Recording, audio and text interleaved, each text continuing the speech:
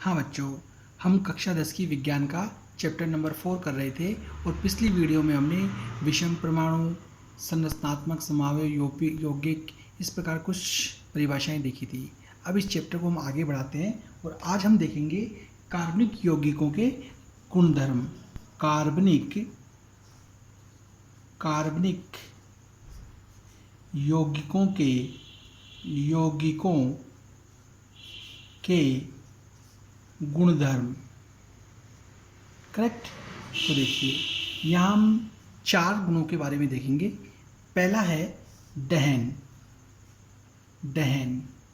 ठीक है, मतलब जलना।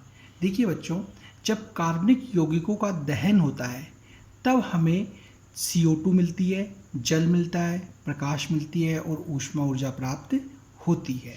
ठीक है, तो हम कह सकते हैं कि कार्बनिक यौगिकों के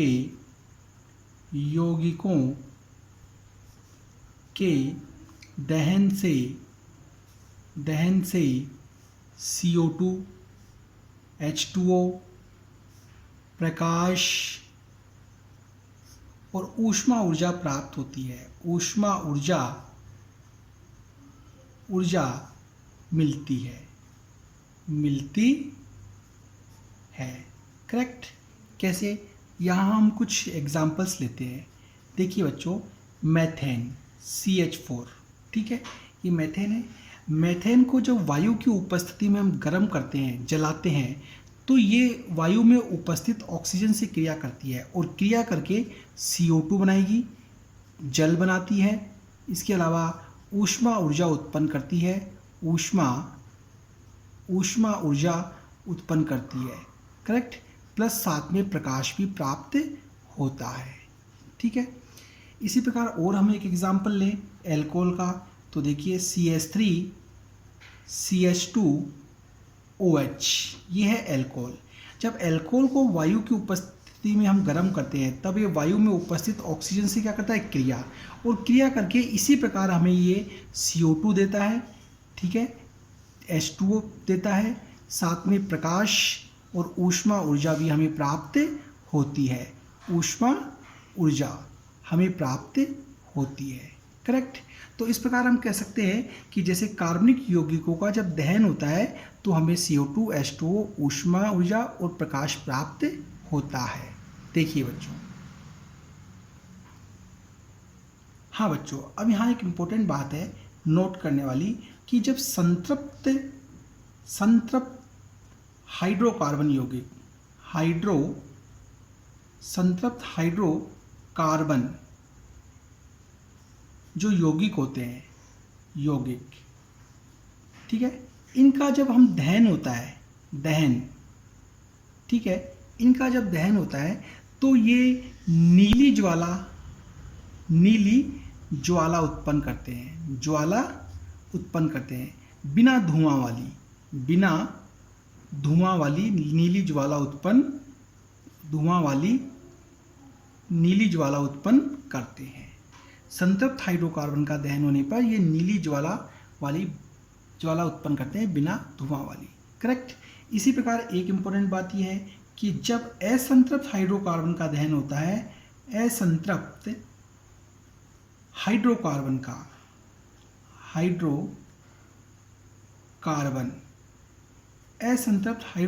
यौगिक का जब दहन होता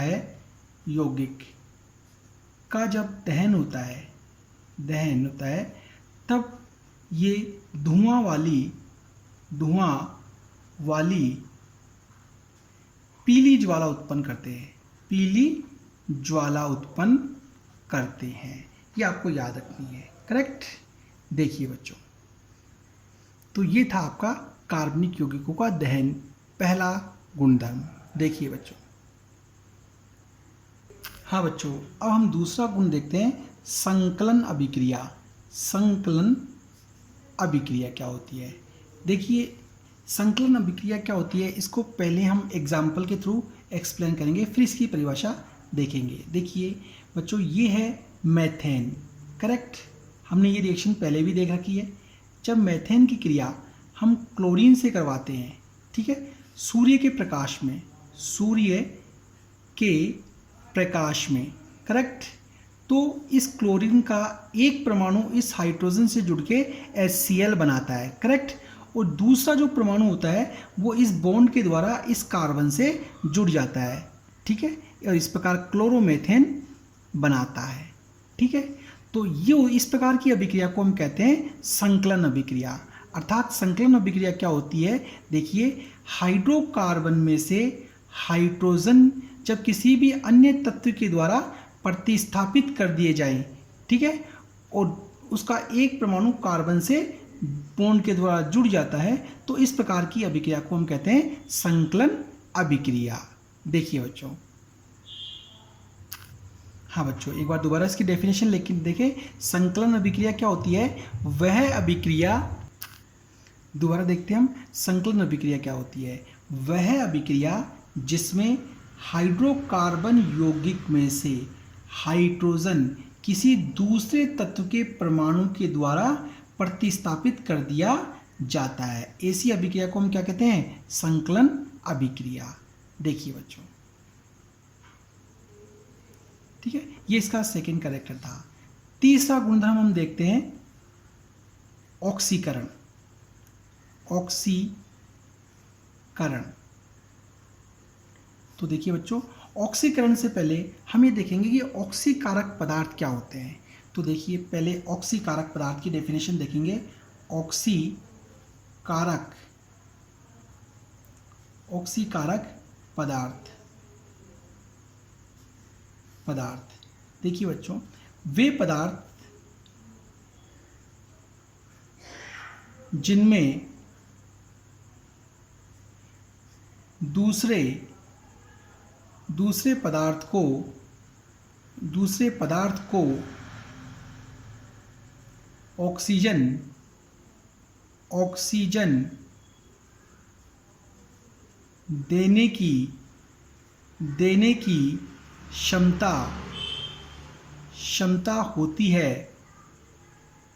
होती है, उन्हें ऑक्सीकारक पदार्थ कहते हैं। ठीक है। एग्जाम्पल के तौर पे KMnO4, ठीक है। दूसरा एग्जाम्पल देखिए, K2Cr2O7, potassium dichromate, potassium permanganate. ये दोनों वे पदार्थ हैं जिनमें दूसरे पदार्थ को ऑक्सीजन देने की क्षमता होती है। करेक्ट। तो देखिए, ऑक्सीकरण, कार्बनिक यौगिकों का जब ऑक्सीकरण करवाते हैं तो किसका फॉर्मेशन होता है वो हम यहाँ देखते हैं। देखिए, हमने एल्कोहल लिया, ये एक प्रकार का कार्बनिक यौगिक है, एल्कोहल। करेक्ट। जब एल्कोहल को, देखिए, जब एल्कोहल को हम पोटेशियम K2Cr2O7 की उपस्थिति में गर्म करते हैं, ठीक है, या पोटेशियम परमैंगनेट KMnO4 प्लस ऊष्मा, ठीक है, ऊष्मा, यदि इसको हम एल्कोहल को पोटेशियम डाइक्रोमेट या फिर पोटेशियम परमैंगनेट की उपस्थिति में इसको गर्म करते हैं, तो ये पोटेशियम डाइक्रोमेट या पोटेशियम परमैंगनेट जो भी आपने लिया है वो इस एल्कोहल को एक ऑक्सीजन प्रोवाइड करवा करके, सप्लाई करके इस एल्कोहल को एसिटिक अम्ल में बदल देते हैं। करेक्ट। इस प्रकार इसका ऑक्सीकरण कर देते हैं, क्योंकि इसमें ऑक्सीजन आकर के क्या हो रही है, जुड़ रही है, इसलिए इसका क्या हो रहा है, ऑक्सीकरण हो रहा है। ठीक है। और ये पदार्थ क्या कहलाएंगे, ऑक्सीकारक, क्योंकि इनमें ऑक्सीजन देने की क्या इसको क्षमता है, इसलिए ये हो गए ऑक्सीकारक। करेक्ट। देखिए बच्चों, हाँ बच्चों, एक बार दोबारा देखें। देखिए, ऑक्सीकरण, कार्बनिक यौगिकों का ऑक्सीकरण, तो कार्बनिक यौगिकों के रूप में हमने यहाँ एल्कोहल को लिया। करेक्ट। इस एल्कोहल को जब पोटेशियम डाइक्रोमेट या पोटेशियम परमैंगनेट दोनों में से किसी एक की उपस्थिति में जब गर्म करते हैं, तो ये पोटेशियम डाइक्रोमेट या पोटेशियम परमैंगनेट एक ऑक्सीजन इस एल्कोहल को उपलब्ध करवा के, सप्लाई करके ठीक है, इस एल्कोहल को एसिटिक अम्ल में बदल देते हैं। ठीक है, इस प्रकार कार्बनिक यौगिकों का ऑक्सीकरण से हमें एसिटिक अम्ल प्राप्त होता है। देखिए बच्चों,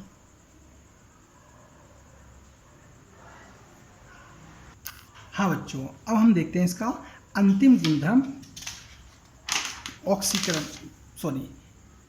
संकलन अभिक्रिया। संकलन अभिक्रिया, ठीक है। तो पहले हम ये देखेंगे कि संकलन अभिक्रिया होती क्या है। देखिए बच्चों, संकलन अभिक्रिया क्या होती है? वह अभिक्रिया जिसमें असंतृप्त हाइड्रोकार्बन यौगिक हाइड्रोकार्बन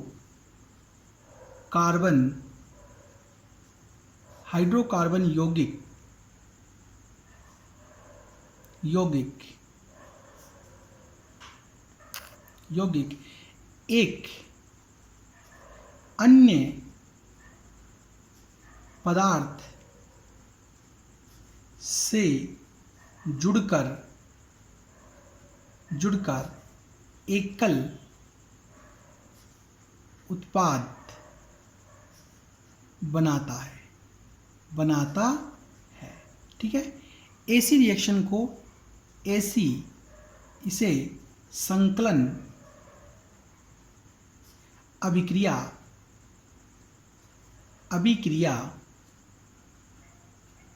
कहते हैं। करेक्ट। संकलन अभिक्रिया क्या होती है? वह अभिक्रिया जिसमें असंतृप्त हाइड्रोकार्बन यौगिक एक अन्य पदार्थ से जुड़ करके एक एकल उत्पाद बनाता है। ऐसी अभिक्रिया को हम क्या कहते हैं? संकलन अभिक्रिया। कैसे? तो इसका एक एग्जाम्पल लेते हैं। देखिए, हमने यहाँ ये असंतृप्त हाइड्रोकार्बन यौगिक लिया, ठीक है, R double bond CR। Correct. ये R क्या है? यहाँ R यहाँ एल्किल समूह है। ठीक है, R एल्किल समूह है। करेक्ट। तो ये है हमारा असंतृप्त हाइड्रोकार्बन यौगिक। करेक्ट। इस असंतृप्त यौगिक की क्रिया हमने निकेल उत्प्रेरक की उपस्थिति में हाइड्रोजन गैस से करवाई।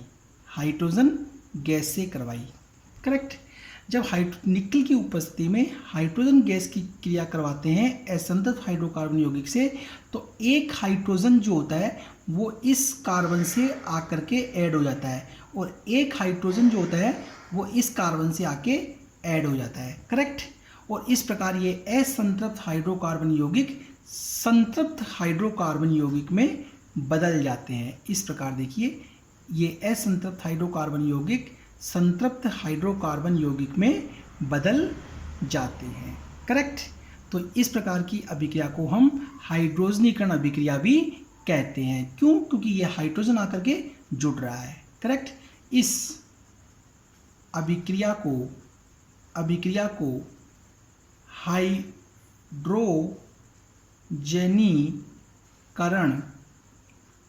हाइड्रोजनीकरण अभिक्रिया भी कहते हैं। करेक्ट। तो हम कह सकते हैं कि हाइड्रोजनीकरण अभिक्रिया एक प्रकार की संकलन अभिक्रिया है, क्योंकि इसमें असंतृप्त हाइड्रोकार्बन यौगिक एक अन्य पदार्थ से, ये अन्य पदार्थ हो गया, इससे जुड़ करके एक एकल उत्पाद बना रहा है। तो इस प्रकार कह सकते हैं कि संकलन अभिक्रिया एक प्रकार की हाइड्रोजनीकरण अभिक्रिया होती है। करेक्ट। देखिए बच्चों, हाँ बच्चों, अब देखेंगे कि इस हाइड्रोजनीकरण अभिक्रिया का उपयोग, इस अभिक्रिया का उपयोग वनस्पति तेल से वनस्पति घी बनाने में करते हैं। करेक्ट। इस अभिक्रिया का उपयोग क्या होता है? वनस्पति तेल से वनस्पति घी बनाने में करते हैं। देखिए बच्चों, हाँ बच्चों, अब यहाँ एक इम्पोर्टेंट बात है, देखिए नोट करने वाली। नोट,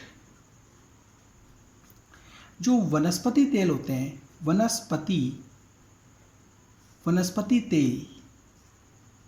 वनस्पति तेल में असंतृप्त कार्बन श्रृंखला होती है, श्रृंखला पाई जाती है। करेक्ट। वनस्पति तेलों में असंतृप्त कार्बन श्रृंखला पाई जाती है, फर्स्ट बात। लेकिन जो जंतु वसा होते हैं, जैसे भैंस, जानवर का घी, भैंस वगैरह, गाय का घी, जंतु वसा में संतृप्त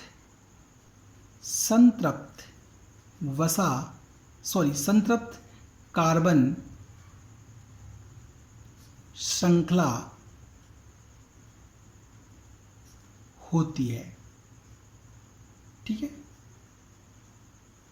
देखिए बच्चों, थर्ड पॉइंट, चूंकि वनस्पति तेलों के अंदर असंतृप्त कार्बन श्रृंखला पाई जाती है, इसलिए वनस्पति तेलों में असंतृप्त वसा अम्ल होता है। ठीक है, जबकि जंतु वसा में संतृप्त वसा अम्ल पाया जाता है।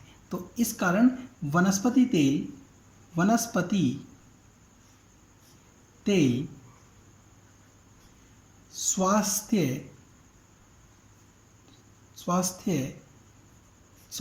वनस्पति तेल हमारे शरीर के लिए सेहतमंद होते हैं,